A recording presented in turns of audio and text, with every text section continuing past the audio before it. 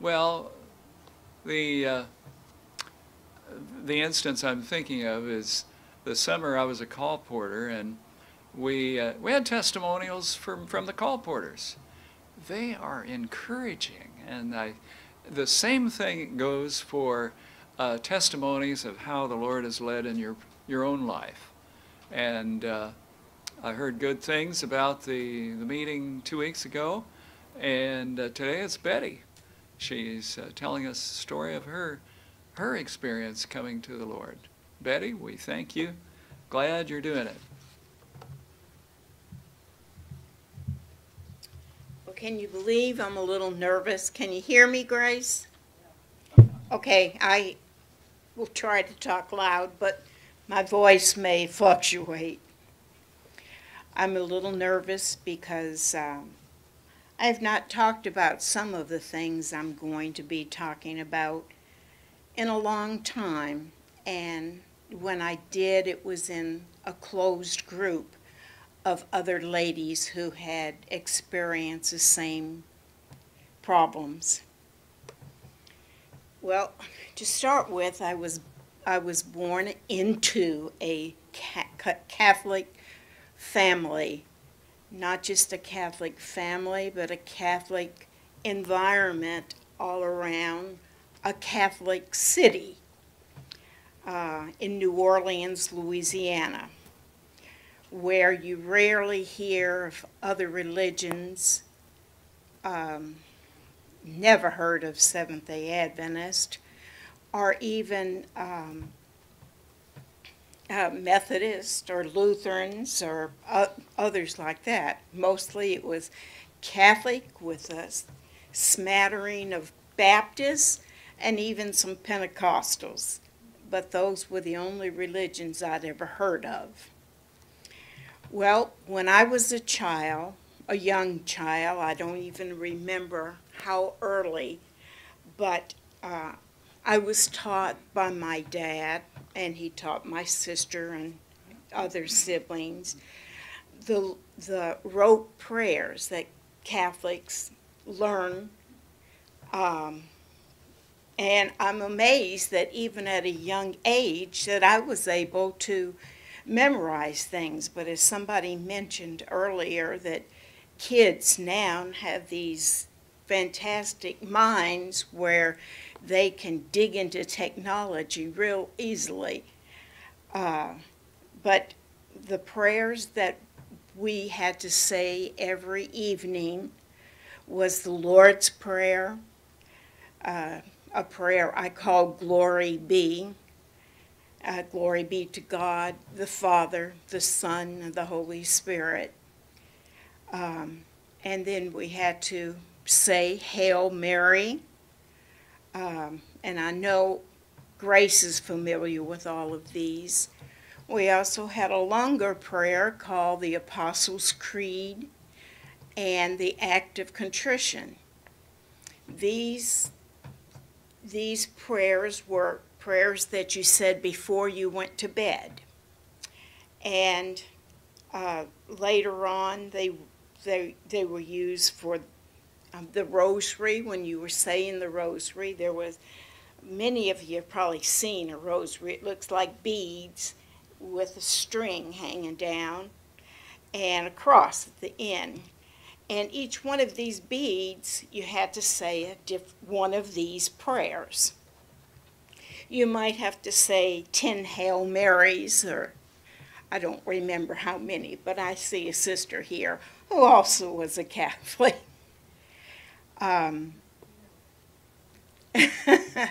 We had to know these prayers, like I said, for the rosary, for the penance. You know, if you went to confession when you were older, the priest would tell you for your penance, do 3 active contritions, 1 Apostles' Creed, and 3 Hail Marys, or different combinations of them. So you had to know these prayers. And there is a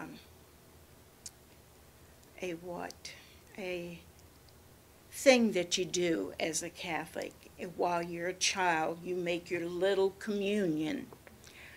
Um, this is a rite that you go through in order to, you were baptized as an infant, and your godmother and godfather were supposed to look after you to make sure you stayed in the church, kept things in case your parents, let you go awry. These godparents were supposed to keep you in line. Well, my godmother was one of my aunts, and she herself wasn't going to church. It didn't seem to be a big deal to her. But my godfather was, quote, in the church. And before you could make your little communion, you had to go to at least a year of catechism, where you had learned more about the church. Well, it was during one of these catechism periods that the nun who was teaching us made me feel tremendously guilty. She had said that, now remember, you're only 5 years old, and she said, never let a man touch you below your stomach. Well, I didn't really realize what the implications of that was, but I had instant guilt. Because when I was at the age of 3, I was asleep. We were at my grandparents' home out in the country, central Louisiana. And my parents and grandparents had gone to visit someone, and I was asleep. They didn't want to wake me, so they let me just stay in bed asleep with my teenage uncle looking after me. Well, my teenage uncle proceeded to get in bed with me and start feeling below my waist. Of course, you don't stay asleep. I woke up, I was scared. I started yelling for my parents. They weren't there. I ran out of the house, still yelling for my parents, but they weren't anywhere around. So my uncle brought me back into the bedroom. Like I said, there was guilt there. Because that nun said that to me, I felt it was my fault. I allowed this to happen. Later on, there were other abusers. My grandfather did the very same thing to me. He was drunk. I was in bed asleep, and he comes to bed and he starts feeling me the same way my uncle had done. And even later, when I was about 8, 9, I had gone to our next door neighbor. It was an elderly couple, and I was friends with her, and I'd go over to her house often. She would teach me things, and I would thread her sewing machine needle for her because she couldn't see well enough to do it. But when I opened the door and just ran in, someone caught my arm, and it was a man I'd never seen before. And he asked me why I was there, and I told him, I'm looking for Mrs. Allen. Where is she? Well, she and Mr. Allen are not here. And after my arm, he grabbed my shoulder and wouldn't let me go. And he proceeded to do unnatural things to me. And he said, if you tell anyone, I'm going to kill you and kill your family. So don't you tell anyone. Well, as a young girl, I was beginning to think, this has to be my fault. Why do these things keep happening to me? Now, my grandmother had warned me as a child, if anyone offers you candy or ice cream or cookies or anything, refuse it and get away from them as fast as you can. Well, this happened to me. I was in a park alone, swinging on some swings, and a man stopped by the park, came up to me, started offering me candy and cookies and ice cream and anything if I'd just go with him in his car to get it. My grandmother's words kept coming back to me, and I didn't tell the man yes or no. I was still swinging. I had ridden my bicycle up to the park, and as soon as I could, I jumped off the swinging swing and ran to my bicycle and hopped on it, and the man ran after me. But praise God, I bicycled out of there faster than he could run. And I didn't know the consequences of it then. I told my mother, but nothing. She did nothing. She said nothing. So again, I thought, this is something I'm doing. I must be attracting these people to myself. Of course, with that beginning, I thought of myself as dirty, as ugly, abused. All of this is my fault. And I would just be good for whatever made men enjoy doing whatever they do. I remember later I had read a book. My brother had left after he went into the military, about a high-priced call girl. So I thought, well, that's what I'm going to do when I grow up. I'm going to be a call girl. But not only any call girl, I'm going to be a high-priced one. And I'll start on Bourbon Street. I don't know if any of you are not familiar with Bourbon Street in New Orleans, but there are striptease places all down the strip. So it sounded good to me. But you know what? God had other ideas for me, and I'm thankful for that. When I was 12, still living in a Catholic society, I was going to public school. But in public school, Catholic children at the age of 12 were allowed to go on a 3-day retreat to the Catholic Church so they could study their catechism and be ready to have an answer for whoever called upon them. I don't remember if it was a bishop or some higher authority than a monsignor in the church performed the services, and he asked questions. But we, having had to go to catechism for several years, we were, at that time, were to concentrate on our catechism and in prayer. Now, all the prayers that I ever knew were the prayers I told you about that I had learned from the time I was a young child.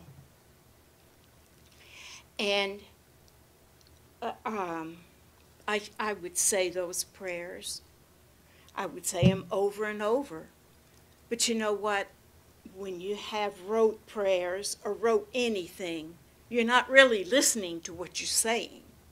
My sister and I used to have races to see who would get through our prayers the quickest, because they didn't mean anything. They were just words we memorized and had to learn. But the age of 12, which is what I was here, that was the day that I made my confirmation. And I don't know, I guess you can't see this, if cameras weren't like they were today, or sharp. If you could see beyond this sidewalk back there was a footbridge going over a canal. That was the way I went to school. That was the way I went to church. So on this third day, I was coming home from church, and I was saying the Lord's Prayer. But for the first time, I actually listened to what I was saying. And I felt God being real.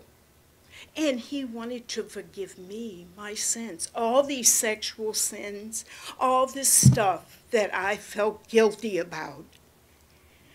Everything he wanted to forgive. And I had to forgive myself too. That night, or that day, afternoon, on the bridge, I stopped and I said, God, I want to invite you into my heart. I want you to be real to me. And he did. He came into my heart. He began changing me right away. Not everything at once, of course. And I went home, got dressed, and that night went to church for confirmation. There were rows of us, girls on one side, boys on the other. We had to get everyone stand up at one time to go for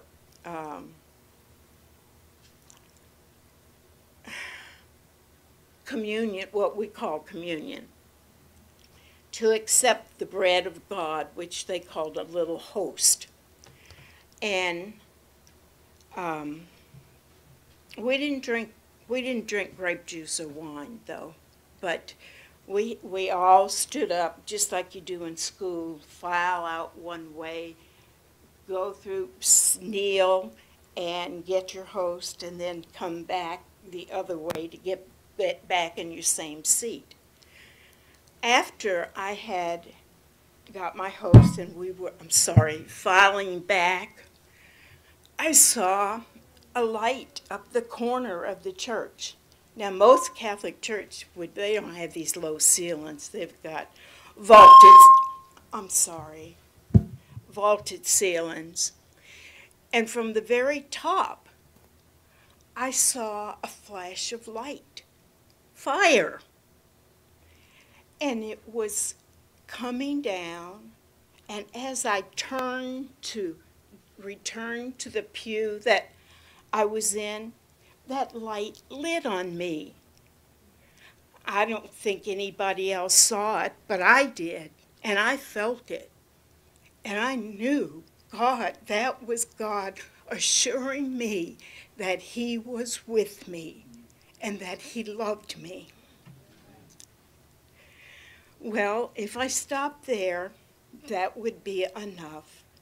But, our lives have all kinds of segments to it. And each one of these segments make up part of who we are. And God sees the whole picture.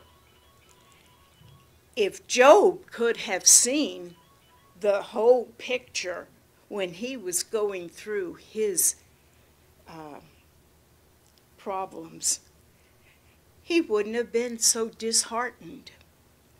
But we don't see the whole picture. We just see portions of it. Well,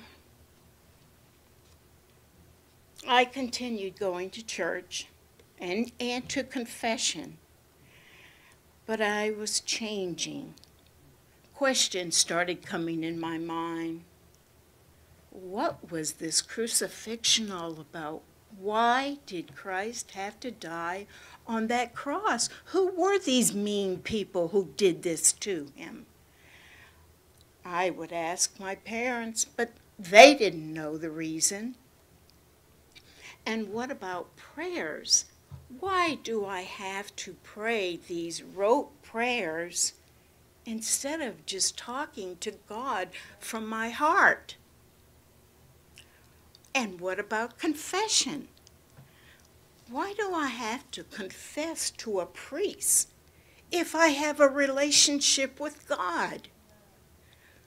I mean, I couldn't understand this. But I continued to go to church because it was the only thing I knew. As a matter of fact, sometimes when I got off the school bus, I would go home, drop my books off, and head to church because the church was the opposite direction. And I would go and I would pray to the statue of Jesus on the cross, and even to Mary, because that's who I was told to pray to. And I prayed about everything that concerned me. I prayed about my grades in school, because up until that time, my grades were not very good. I'd always say, oh, I passed by the skin of my teeth, and knowing we don't have any skin on our teeth. I prayed about my hair. I prayed about my pimples. Every teenager has pimples. I prayed about relationships with my family. And I prayed about boys, because I guess I was boy crazy. But then who isn't at that age? And as I was dating, my heart changed, and I no longer thought of myself as going to be a call girl, but that I wanted to save myself for Jesus, because I had more respect for myself, for my dad, and for my Father in heaven. So that began changing. I also, being brought up in New Orleans, which was, had used to be was slavery abounded. And my great-great-grandfather owned slaves. But when slaves were free, the white people still felt themselves better than black people. And the same was true when I was growing up. We were not to associate with black people. We were, I'm sure some of you still remember, they had for coloreds only water fountains, for whites only water fountains. The black people had to sit at the back of the bus, and that was determined by the white people who could move the sign. And, so I didn't see any real love for black people. I didn't know any, because we just didn't associate with them. But after I began working at a place at Howard Johnson, I got to know some of the busboys and people who did the dishes, dishwashers, I guess. And I saw them as real people, people who had feelings just like me, who hurt just like me, and who was joyful just like me. So my heart changed, and I could not, God was showing me that I was not to treat them any worse than I would any one of my own race. And I developed a love for people of other ethnicity. Thank you, Bob. Now, there were a few Hispanics in the school where I went to, but we didn't see them as any different. You know, in New Orleans, it was black against whites. And I thank God that He has changed my heart in that way, too. As well, I had a few boyfriends, but I'll come to Leonard. When I met Leonard, well, I was probably 16 when I first met him, but I didn't really, I was a waitress. I don't even think I waited on him, to be honest. I thought he was very good looking, but he was very shy. He always kept his head down. And after I quit working at Howard Johnson, and my sister had worked there too, I went to work at the telephone company in New Orleans. And one night, my sister and I were going to go to a bowling alley, which was next door to Howard Johnson, to get my score because I wanted to join the bowling league at school. Well, we couldn't get an open lane, so went next door. Sorry, Grace. We went next door to Howard Johnson just to get a snack and wait until a lane opened up. Well, lo and behold, who was there but Leonard?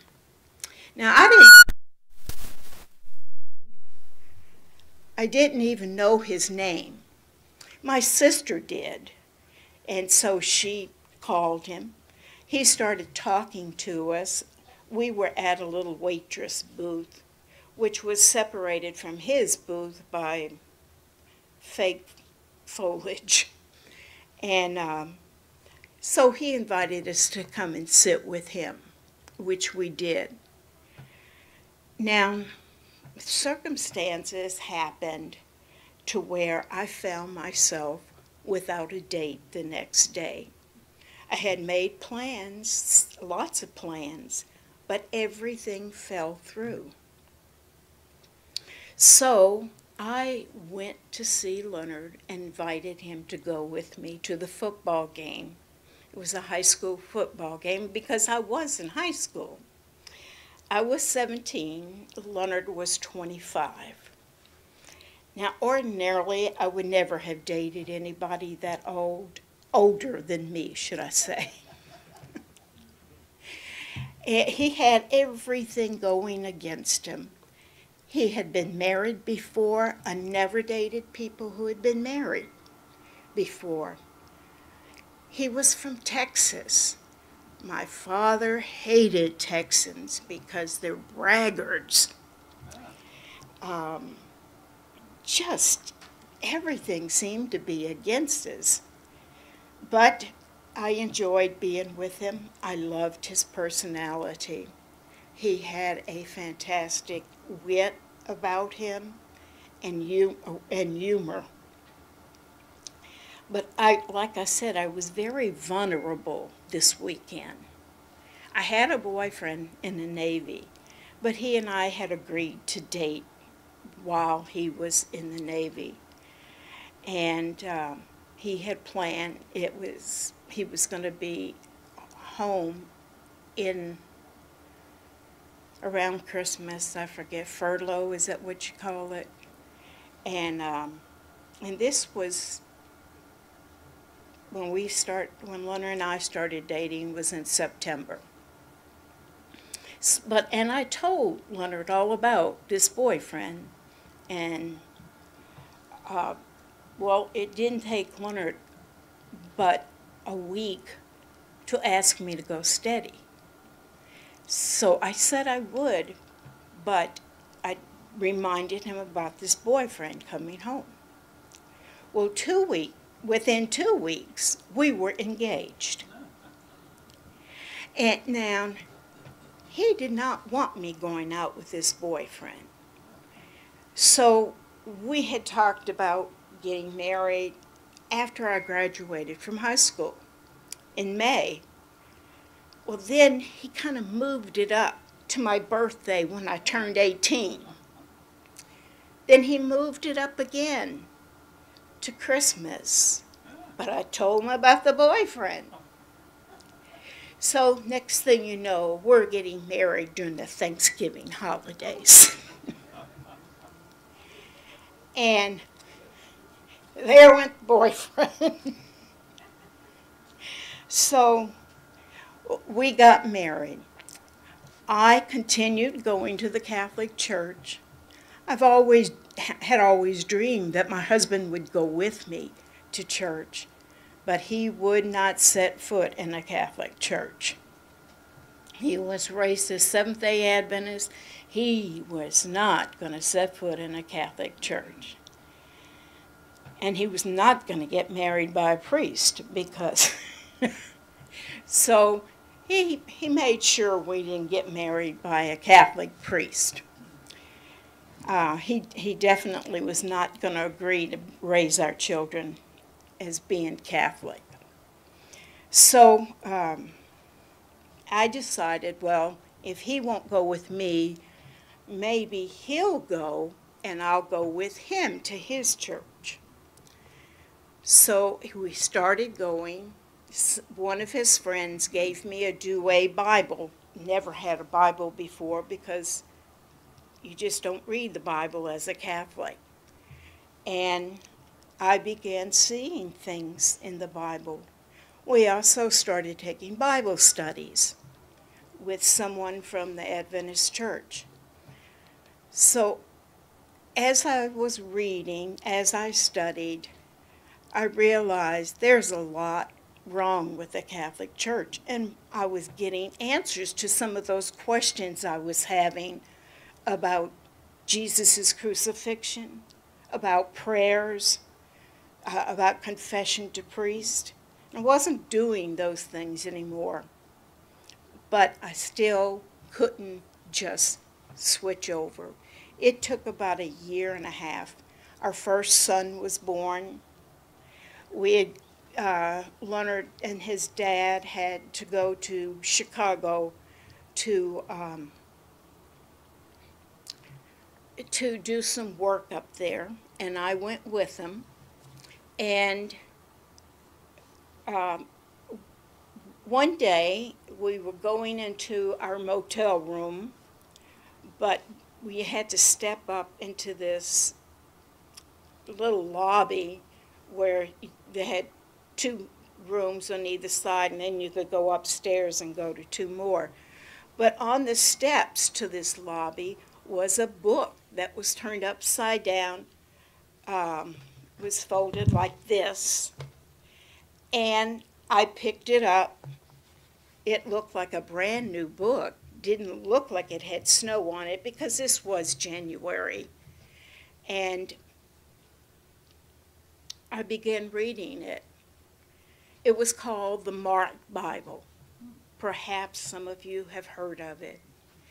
And this Bible, even though it kept getting thrown away, it was marked by his mother. It kept returning to him. And he didn't know how. And through that book, God was telling me not to be afraid to commit to becoming a Seventh-day Adventist. And I finally yielded myself. We became rebaptized, and I became a member of the Seventh-day Adventist Church. Life wasn't over then. God had a lot more lessons to teach me. And I'm going to try to get through the rest of it real quick. Leonard and I told you there was a lot of differences between us. As a matter of fact, I always thought of us as we were opposites. We had problems in our marriage. Leonard's dad was a problem, and maybe my dad was an irritant to him, too. But Leonard's dad always kept trying to break us up. He would have old girlfriends of Leonard call him to talk to him. He even arranged for his first ex-wife. I found out after we had been dating, about a week before we got married, that he had been married twice before. And he still had feelings for this first wife. And his dad arranged for his first wife to meet him. And anyway, she gave him her phone number and such, and she would call and call and call, always just before I'd get home, because she knew, somehow she knew what our time schedule was. But we also had, Leonard's mother gave us some problems too when we were living in Corpus Christi. But our biggest problems was finances. Unfortunately, Leonard has matured quite a bit, but at that time he still had the mindset of his dad. You don't work for somebody else because that somebody's going to make money on you. So you work for yourself and you'll earn that money. Well, that's good for a go-getter, a self-starter, someone who's really dedicated, which he wasn't, because he really didn't even like his work. So many times I pleaded with God to be released from my wedding vows. But the response that I would get from God was always, I hate divorce. My grace is sufficient for you. I prayed earnestly for God then to renew my love for my husband and give me forgiveness for him and to respect him. And each time I prayed, he always answered. Now, tithe and offering, as a Catholic, I gave what I thought was a lot of money, $10 a week or something, back when I was a teenager, going to school full-time and working part-time. But when I found out the Adventist Church requires 10% tithe and offerings besides that, I was astounded. How can we possibly do that? We didn't have any money to begin with. And there was a time when Leonard was out of town working with his cousin in Dallas while I was still in Corpus Christi, that I had gotten a cold, then it went to bronchitis, and I think it went into pneumonia. I didn't know. I didn't have the money to go to the doctor. But I still worked and was coughing all the time. And one night when I wasn't working, I was coughing and coughing, and I couldn't stop coughing to even catch a breath. And I prayed in my mind that God would help me. And if he would keep me alive, I would return a faithful tithe and offering. And I put a cough drop in my mouth, and as soon as I did, the coughing stopped. And it stayed stopped until the cough drop went away. And that was able to save me. But I said, Lord, if it's your will that I should perish now, your will be done. But please send someone, a Christian wife for Leonard, to raise our children. Our children were still pretty 4 and 5 years old then. Okay, the rest of the story is I've been plagued with depression for years and years and years, stemming from who knows what, maybe my marriage, maybe what happened to me as a child, I don't know. I went to psychiatrist, I took medications, I went to every 12-step program I could go to that I thought might help. All kinds of programs.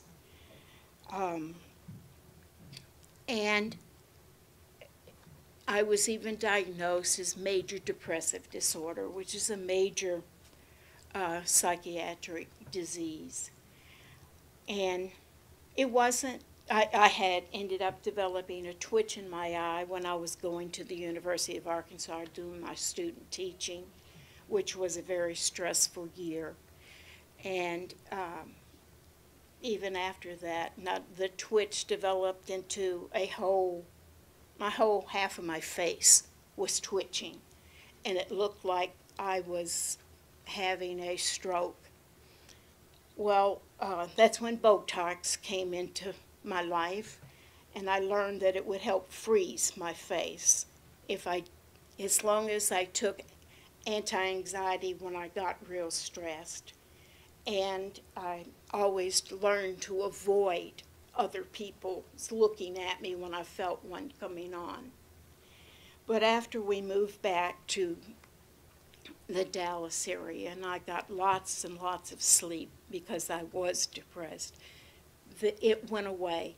I stopped taking the medication I was taking before. I hadn't found any medication that really worked until the ones I started taking about, I guess it was about 8 years ago, and I'm still taking. I am thankful to God that I am no longer plagued with depression. And God has brought my life. I couldn't understand, especially 10 years ago, Leonard and I went through counseling with our pastor in Plano. And I realized that Leonard knew of many of the things that he had done that was not very kind. But he said, I thought you liked it because you never complained about it. And that just really burned me up. I said, God, why have you allowed me to be mistreated like this when he knew what he was doing? What is the reason? And I started asking God to be released. But again, he said, I hate divorce, and my grace is sufficient for you. So God blessed us. I am seeing a bigger picture. We have never been so happy together as we have been now. And it's been 50 years. I thank God that Leonard is coming to church with me instead of me having to drag him. As he said when he had his testimony, he used to be the last to enter and the first to leave. Well, he's usually the first to be here and one of the last to leave now. So I thank God that he has brought my marriage, my life around, and it is what it should be.